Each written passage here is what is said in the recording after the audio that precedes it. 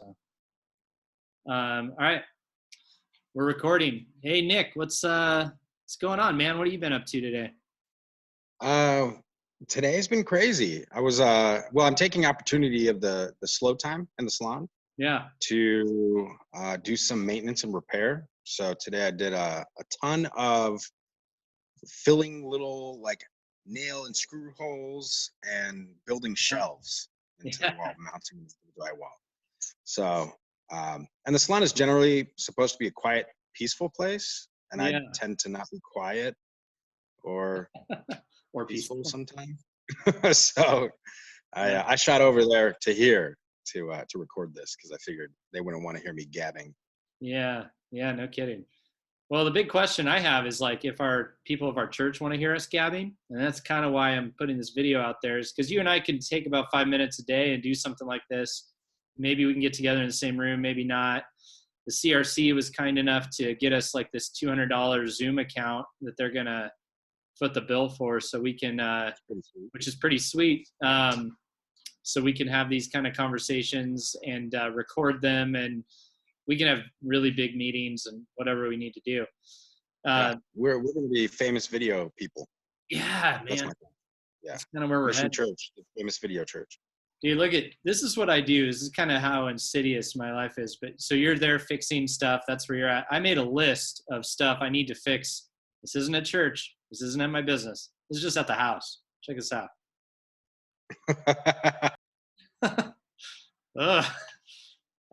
So, if I'm here for a month or something, I guess I've got stuff to do. There we go. And so anyway, I did that. I had some phone calls with various church people. We're also trying to figure out what to do with business. I'm trying to figure out how to get my dogs to shut up like that. It's gonna be a problem. I'm at the church. No, yeah, actually, I spent quite a large amount of time helping others come up with business plans and coming up one with specifically for the salon, because most of my businesses aren't really going to be too affected. But man, service industry is going to be just destroyed, I think. Oh, it's going to be. So yeah. So I spent a lot of time writing out lists and game plans, and I think so many people. The tendency when something like this happens is if you hold everything you have really, really, really tightly, and you like close the doors and hope to wait it out. Right. And I think, man, now's the time to begin prepping for the upswing and getting your name out more and more and more, and finding creative ways of connecting with people. And so, I think just a lot of trying to figure things out. I think the businesses that are going to survive are going to have to do that. And we're brainstorming like, how do we do that / actually manage the little bit of cash that we have in a responsible way. Anyway, it's interesting for us as like pastors who have other jobs, other businesses, because I was realizing when I talked to those other pastors online today that, none of them have anything else to do. Not that, they have a lot to do, but, they're sitting there, they're going like, yeah, we got, we got all these meetings we're doing online. And I'm like, man, I've got other stuff I'm trying to figure out too, So that's just an interesting difference with our church. So when we're talking about leaning on our church members and getting them to do stuff, which is all of you listening, I assume. Yeah, that's huge. Man, like everybody needs it. We're going to need it, especially. Do you see how the sun's just on my mouth right now? I just feel like that's you're glowing. It's the Holy Spirit. Holiness coming from your voice. That's cute. Pretty powerful. One of the things that we did this morning for the salon was I stopped at a local coffee shop that I knew was open in Ina called Crema. This is Crema. This is hey guys, if you're there, go to Crema. And so they actually there still have open seating. They have limited open seating, but like they're not completely closed down for carry out only. So I got to chat with them for a little while. And then I got to the salon and someone had ordered some Rincon. Another person had XO. And so we just took pictures as like a company, a small company, and said, hey, this is where we grab food from today. Like, go there, get food. And I was surprised at the response of those companies, like thanking us and resharing. And so I think one of the things that, just as a small business owner, that I can continue to do and encourage our people to do is, like, if you have the income, like you're not too strapped and you're going to be Right. able to make it through maybe an extended period of financial turmoil, help those small businesses out and like Instagram it, get it out somewhere, because that's going to help generate them to continue surviving. Yeah, the guys at our shop went to a pizza place that's serving stuff up curbside out of the downtown Cartel Coffee location, and they shared that. I thought that was rad. It was good for our meeting yesterday. We were able to buy from Kiss of Smoke Barbecue, and a lot of Mm-hmm. a lot of businesses like restaurants are just shutting the doors, but a lot of them are trying to do delivery and stuff like that. So I think it's huge to support them, and as we're trying to figure out what that looks like at our two businesses, I hope people do the same. Yeah. I know ours are different. It's not like food, It's not like, hey, yeah, you want a dining table? Bring it to your house. But Yeah. at the same time, like we're pretty down Isn't to bad. do whatever. So I think thinking about that. I mean, there's I think a real temptation for us right now in general would be to hunker down and go, how do I not get sick? How do I make sure nobody gets sick? And now we need to do that. But I think a big question to ask is like, what do we do to make sure that our neighbors and other people in our community are getting support? I think that's Yeah. a very love your neighbor way of thinking. I mean, it's also a love your neighbor way of thinking to say, I'm not going to do anything stupid and go infect people on accident. That's not good either. Yeah.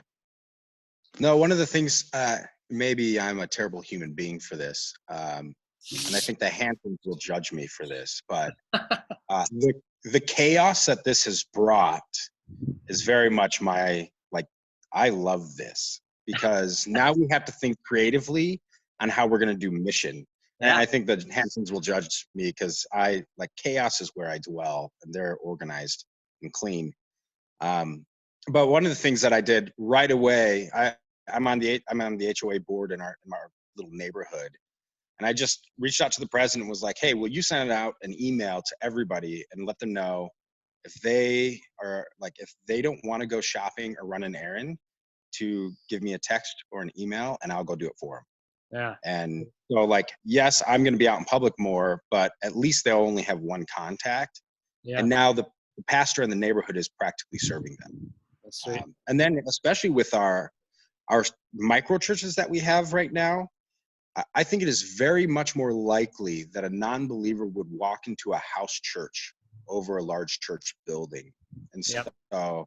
like, my mind's exploding with possibilities of, wow, we can really like introduce people to Christ in a way that we haven't necessarily been focused in on before. And Yeah. so Yeah, you're right. our micro church last week had one person who had never shown up to Mission Church before, like Yeah. first timer, walked into our house, had some brats. We talked about Jesus. Brats with sauerkraut. It was homemade to the Thanks for glory of God. clarifying. Yeah. Yeah, you need to know that. Uh, So yeah, I think another little exciting thing is Annie Udarian from our church had this idea that we should try to get churches together, like a bunch of them, and run errands for people. And I threw that email out in like a pastor's group we know. One pastor picked it up, sent it off to a nonprofit person he knows, and we just shared out on Facebook and stuff like that that initiative is actually happening and it's being offered to churches all over town. And there should be like a system that's kind of being overseen by this lady from this nonprofit to help make that possible. So look out for that. There's ways that if you feel kind of stuck at home, which I know a lot of us do, you could venture out if there's an errand you can run for somebody. They need 20 volunteers from each church to make it feasible. I feel like we can hit that number really, really quickly. So look out for that. That's already balls rolling on that. And we're looking at some other ways that we as a church can kind of help and serve. And then kind of like what Nick's saying, I mean, you could be that person in your neighborhood. I know I was on a call about the Sunshine Mile and how we're going to work with businesses there. And and stuff like that. And just, I mean, for you all to remember, like I'm on that board as a representative of all of us. So yeah, let's keep trying to get stuff done. And if you're sick, stay home and get better. And if you got a kid who's doing school from home like I do, you know, enjoy that or learn to cope with that or whatever you have to do. And anyway, just to end this little call, because we could go on and on. If this is helpful, if this is something you'd kind of like to hear from us every day, would you just reply back wherever you saw this and let us know it's good? And if it's something you enjoy, we'll keep just having little chats between each other for you all to join in and comment back on. And but if you're like, hey guys, actually I'm pretty inundated with news and you two are boring, then let us know, and we'll That's the thing. because we have plenty to do. So Yeah.